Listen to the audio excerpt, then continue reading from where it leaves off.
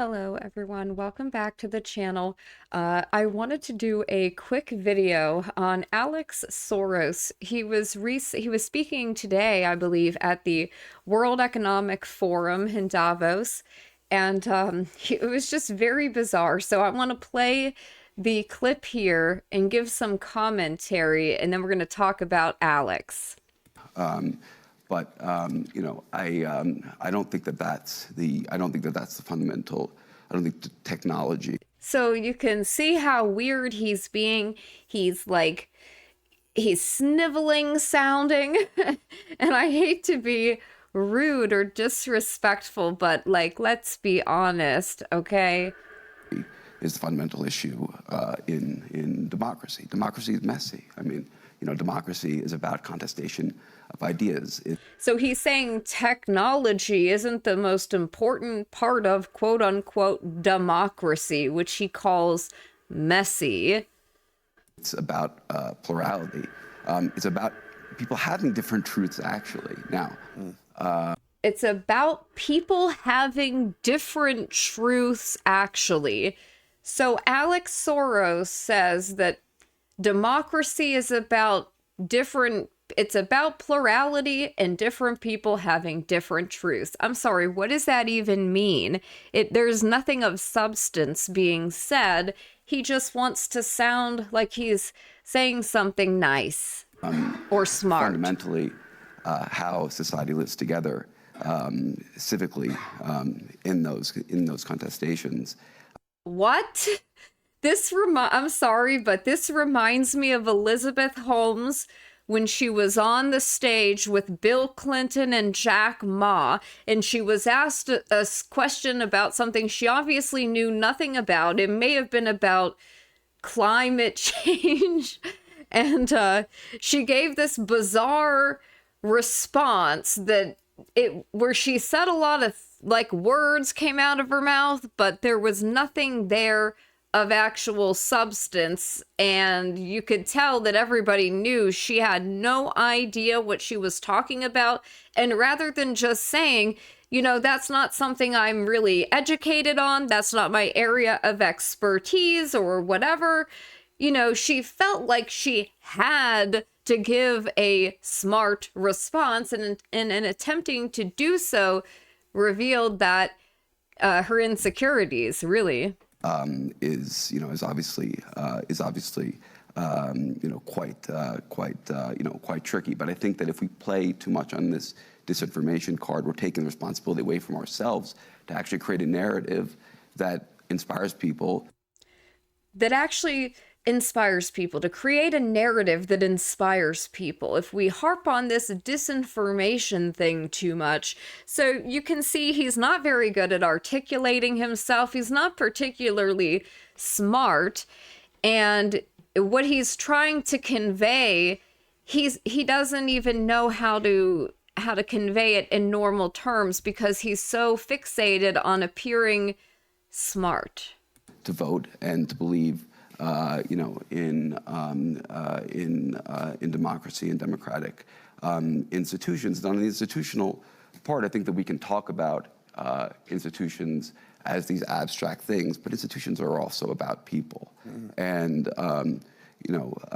institutions are like these abstract things, but they're also about people.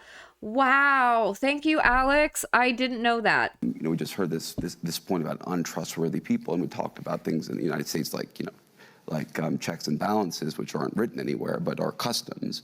And one man, Donald Trump, literally came in and just took that all away. What? What are you talking about? You have abandoned them in your absurd pursuit of your political enemies, and I can say you now because you have decided to take on your father's mantle of his quote-unquote philanthropy, and we all know what that means. But when I see this, when I look at this. Wow. Having a normal day there, sir? more what is going on here? globally regarding democracy, I also say to myself, when was this great time that everybody got along so well, and things were going so great? I mean, So they say on the one hand, when was America ever great, or when was this great time? Like, that's what he's trying to get at. But on the other hand, they are the ones that pursue an absurd idea of a utopia where everybody gets along and everyone has equity. So it's like, okay, you're admitting on the one hand that that's never been a thing in human society, which would mean that you'd have to acknowledge the fallen nature of humanity, and then you'd have to acknowledge Christ as your Lord, which you'll never do because, well, we all know. I think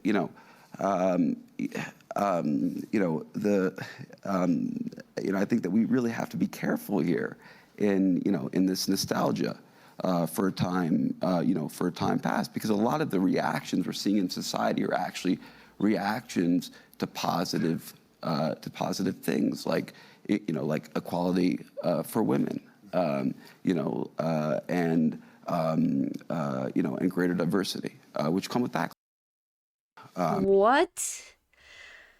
Greater diversity. Diversity for thee, but not for me, right, Alex? So let's just be real, though.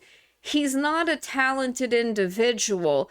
I mean, his father's not particularly talented, like as far as public speaking goes, but he was better than that. And so, wow, it must have been such a disappointment there. He's the fourth son, I believe, of Soros, and he was not Soros's first pick to be his successor. It was actually Alex's brother, John or Jason. I think his name is Jason, but he had a falling out with the family. Gee, I wonder why. And so George had to pick Alex here, his little buddy. And I feel very sorry for him on the one hand, because you can just see that he's trying so hard to imitate his father and to replace his dad, but he's just not good at anything. Now, this is from a little interview he did here where he's talking about conflict. This was just a few months ago, I believe. I always recall having conversations with my father about humanitarian relief, and it's something that he did. It's humanitarian relief. Oh, look at us. We're such good people, so charitable. Don't ever criticize us. Nothing to see here. You can get permanently banned on Fox News for just saying the name George Soros. Tons of humanitarian relief around the world, but he would always say that, he preferred to deal with problems systemically and deal with the systemic issues. Systemically and deal with systemic issues. Yeah, okay, buddy. Now, I want to bring up this, that to be fair, this is from a long time ago. It's from 2017. But it's just, he is exactly the way he was today back then. So you can see that this is part of just how he is. He's an awkward person. He gets this glowing, praising introduction for him that he's only getting because of who his father is and how much money his family has and most likely has donated to this university. Book on Heinrich Heine's pantheism, the gay science, and the death of God. It's of course, that's what he's here to talk about.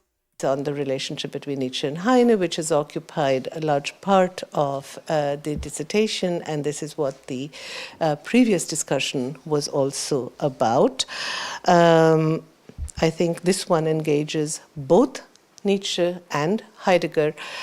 For us, it's a very important set of topics. Oh, it's so important that we're hearing from Alex Soros. He's so smart and so special. Because philosophy used to be very much a part of the life Such a philosopher. You heard him articulate himself at Davos just earlier today. of the Institute. Since Krzysztof Michalski's passing away, we've neglected philosophy as a topic. For us, it's wonderful to therefore welcome Alex with a talk on some of the history of ideas on Eastern European philosophy, which have been very much part of the identity of the Institute. So welcome back, Alex. Oh, yay. So we're so excited to have Alex back. I'm sure everybody is sitting here just waiting to hear from him. Alex, and you have the word. Now, watch the first thing that this dork does. I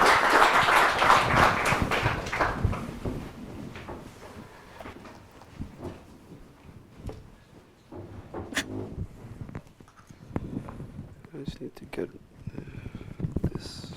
What I mean. I think I'm good. All right. Thank you all for having me. What is he doing? And Shalini for your very nice introduction. The title of my talk is Rethinking Heine's Pantheism, the Gay Science, and the Death of God. He's so privileged. I'm sorry, but this man has lived such a privileged existence that he gets to philosophize all day. He gets to do whatever he, go live the party life, blow daddy's money. And then when they decide he needs to be prepped for the public, so he can take over for daddy, we've got to take him seriously. Like, isn't it great that you've got the time and the privilege to sit around traveling the world talking about philosophy to an autistic degree?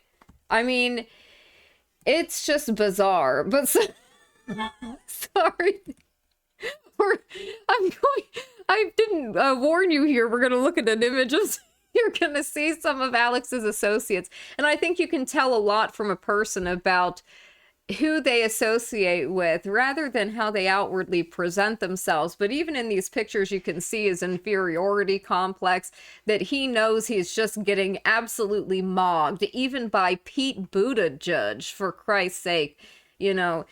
Physically, he feels inferior, mentally as well, but you can tell he's tried hard to look smacks, but he just can't quite do it. Look at every picture of him with everybody, and he obsessively posts these pictures of him with important people to social media. Here he is with Witless, Governor Witless at Davos. She's also being obviously prepped for a run for higher office. Here he is with a serial artist and alleged pedo who has flown on Jeffrey Epstein's plane how many times. These are pictures from him in his party days before they started rehabilitating his image. So, on the outside, you have this kind of perfect facade, the wealth and influence and power.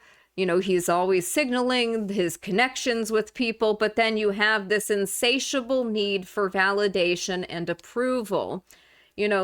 Pictures like this where he's got to show, oh, look, I can have a pretty girl with me. But we all know this woman would not be there if his last name wasn't Soros and his father didn't have tons of money that he handed to him. So he's got this need for validation and approval. Come on, he can't pull a woman like this without the money. But despite all of his affluence, influence, and all of the public praise he's gotten, he's always signaling this perpetual victimhood. But you can see in his eyes, if you look in his eyes, he is dripping with contempt. He's got this hidden rage inside. He had this party boy image, then they rehabilitated him. He changed his appearance, how he dresses. Well, do we have to say anything here? He now is in charge of a $26 billion foundation. And the first thing he said when accepting this, when his father retired at the age of literally like 99, was that he's going to be more political than his father. Alex and his father like to use kindness presented as a virtue, which serves as a tool for manipulating public opinion and perception of them. You know, it's beneath the surface of this calculated image is a strategy to have this image of, oh, philanthropy, benevolence, charity. But this is all just a cloak to cover the covert narcissism and the seething contempt hidden behind that veneer. Now, covert narcissism, which I think we could say Alex probably has. Obviously, I don't diagnose anybody. But anyways, it's characterized by an individual's self-centeredness, need for admiration, lack of empathy. And unlike the overt or grandiose narcissists that are very in your face and very loud about what they're doing, the covert or vulnerable kind are much more manipulative. They're more subtle in the things they do. They're not, you know, like they don't act like the alpha male, you know what I mean? They're more the kind that would pretend to be like a male feminist or something. They're all about like manipulation. And so they exploit the empathy of others. Like the reason that they use this charity stuff and how they'll talk about things like climate change and equity and diversity, blah, blah, blah. They'll talk about things at a very surface level, and they do that so that people think that they're empathetic and good people, or that they have compassion when they don't. It's all just lies, you know, and it's amazing to me how many people are fooled by this and buy into these people. But they like to pretend that they're like for the people, you know, these billionaires, right? They're champions of justice and democracy. Please, it's ridiculous. So, yeah, that's my thoughts on him. I think that he is unintelligent. I think he is a sniveling narcissist, and I don't know who he thinks he's fooling, but he certainly doesn't have anybody here fooled. And that's all I have to say. Birds of a feather flock together, and they are known by their fruits, are they not?